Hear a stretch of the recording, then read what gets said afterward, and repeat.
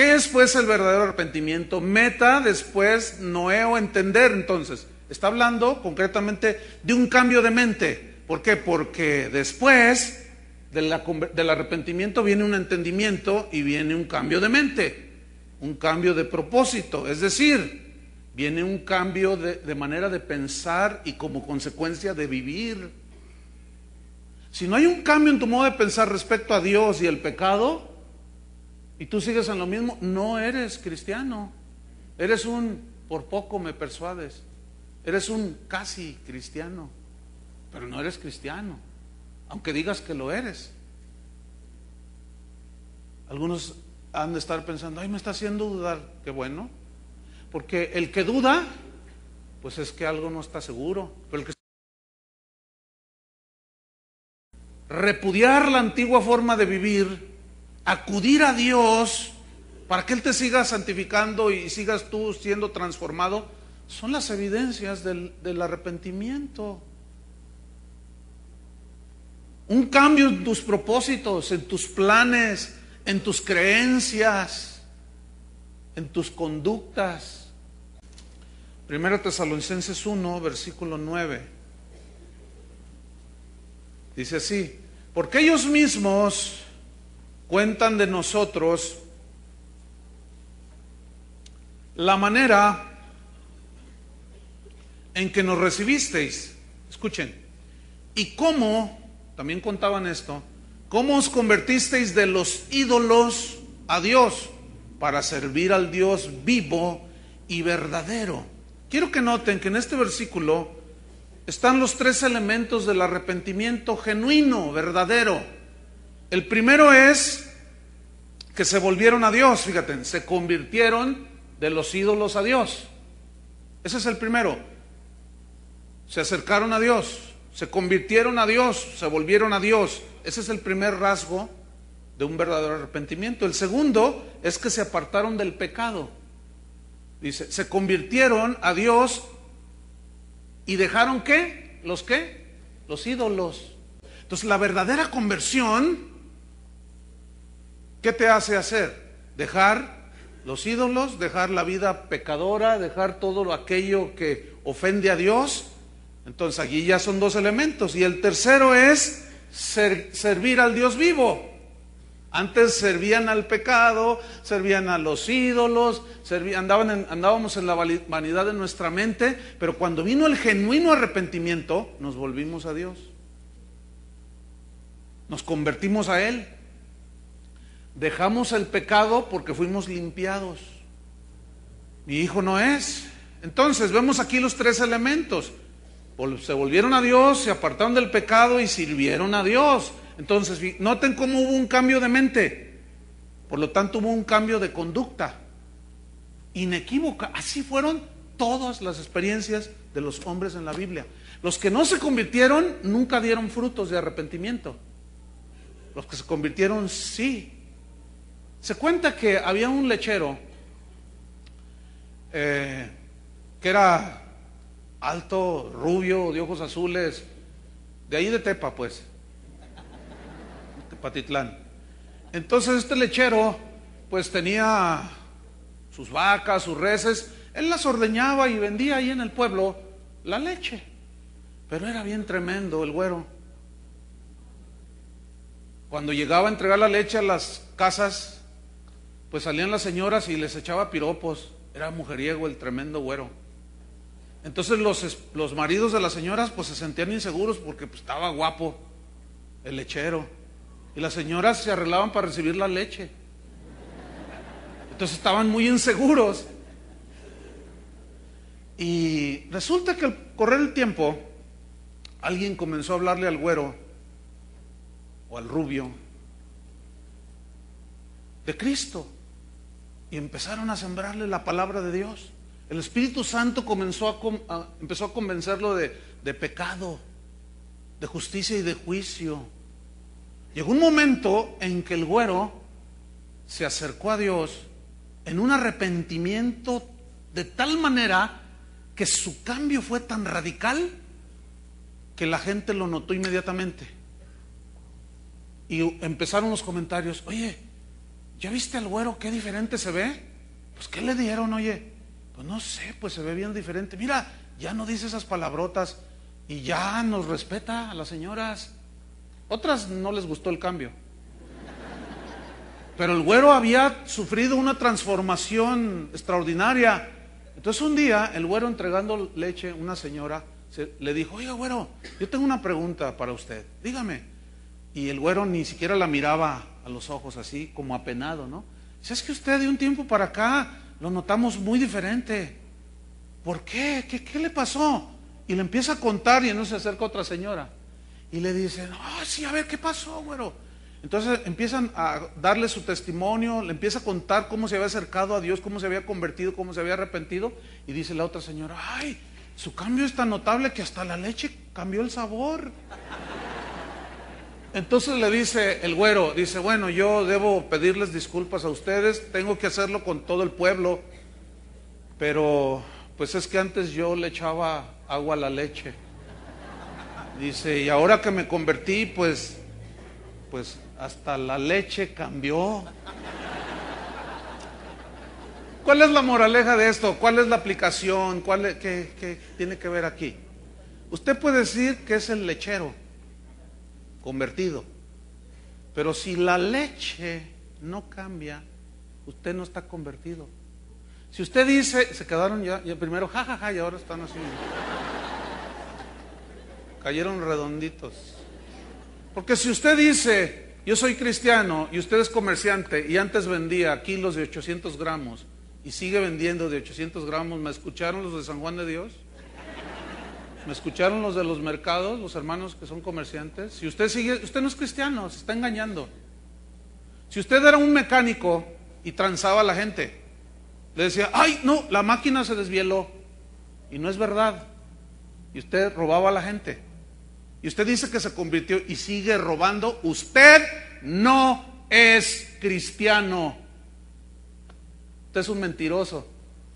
Tampoco me vean así. Yo estoy cumpliendo con decirles la verdad, y es mejor. Mire, yo en aquel día, cuando hay que rendir cuentas, yo no quiero estar en el lugar en el que van a estar muchos predicadores, o algunos, que la gente les va a acusar por toda la eternidad: por su culpa estoy en el infierno, porque usted me enseñó a cómo hacer rico, cómo ir al éxito, pero nunca me enseñó la palabra de Dios. Toda la eternidad, como un clavo entrando en los oídos: usted me engañó, usted no me dijo la verdad. Así es que yo soy limpio de la sangre de todos vosotros, tomando las palabras del apóstol Pablo, porque queda grabado. Yo me voy a llevar, cuando nos vayamos, me voy a llevar una copia. Aquí está, mire, yo se lo dije. Y usted estaba allí, por poco me persuades. Now I want you to understand this. There is something inside you that is constantly screaming out that yes, there is a God and you know who He is. And God is testifying to you in your heart of His reality, but you do not hear it. And then you walk outside, and everywhere you look in nature, there is an outward testimony. It is God screaming out at you. He is saying, you know me. You know the one who made this. Come to me. Turn to me. Do not be lost. Some of you say, well, Brother Paul, I look out and I see all kinds of chaos also. I see pain and suffering and futility. There's an answer for that. Genesis chapter 3. That God made man good. And God put man in a perfect world. But man disobeyed God. And when he fell, he took the entire world with him. If you look at Genesis chapter 3, you see God's judgment upon fallen man. For the man, it says that he will work and labor in futility. Gentlemen, have you ever experienced that? Students, do you ever experience that? You're studying to get your degree, but every once in a while you get up in the morning and you just feel totally and completely hollow. Everything seems futile and useless, and you even wonder why you're alive. And some of you older men, you work and you labor, but nothing goes right. You exhaust yourself trying to make a way in this world, trying to find purpose, only to retire to your bedroom tired and worn out. All the dreams of your youth are gone. And all you do is work and try to survive. Even those of you who are very successful, you realize sometimes that it's just worth nothing. And you feel empty and lost. What's happening? I'm going to tell you.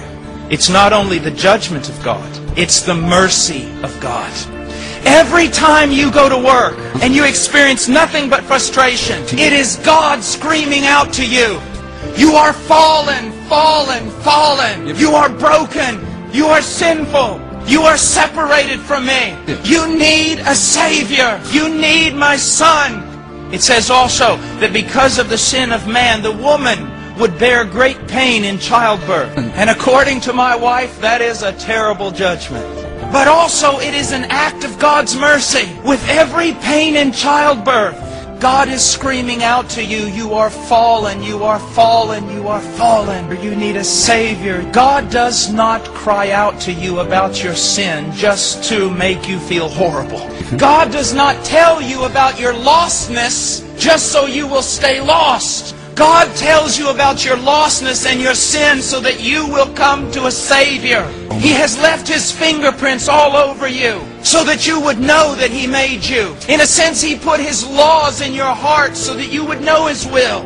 And He gives you a conscience so that every time you break His law, it screams out to you, you are sinful, you are sinful, you are sinful. He has surrounded you with the beauty of creation, so that every time you look at it, you see that there is a God who is good, a God who is beautiful, a God who is willing and powerful to save. And then every once in a while, He sends a preacher or a Bible tract or something telling you, please listen, why will you die? God does not take pleasure in the death of the wicked. Turn to Him. All the ends of the earth, look to Him and be saved. Because without Him, you have nothing. Those of you who are young, you strong young men, very soon you will be so weak someone will have to carry you to the bathroom. You beautiful young girls, very soon all of you will be terribly ugly and no one will want you.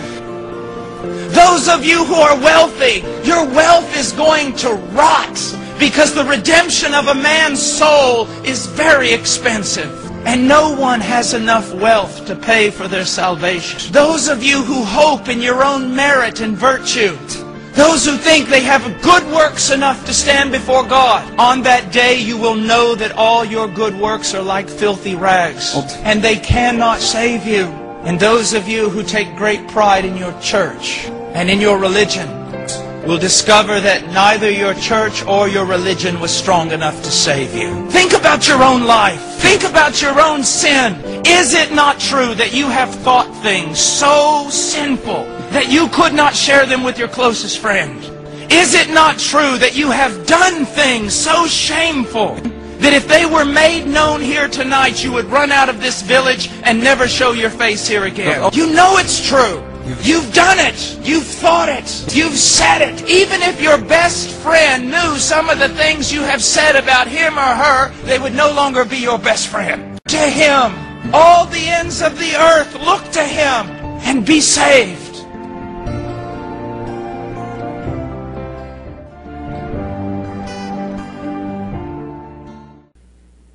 Entonces, arrepentimiento es reconocer nuestro pecado, darle la espalda, acudir a Cristo para ser lavados con su sangre, porque ese es el mandamiento del Señor. Él manda en todo lugar a todos los hombres que ¿qué? Que se arrepientan.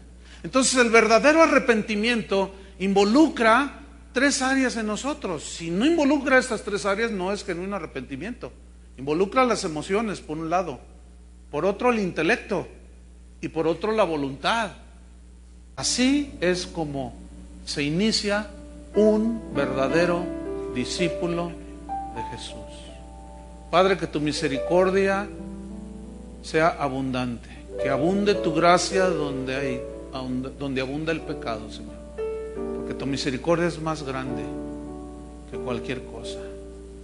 En el nombre de Jesús confiamos en tu bondad y misericordia y te damos las gracias, Señor. Amén. Que Dios los bendiga, hermanos.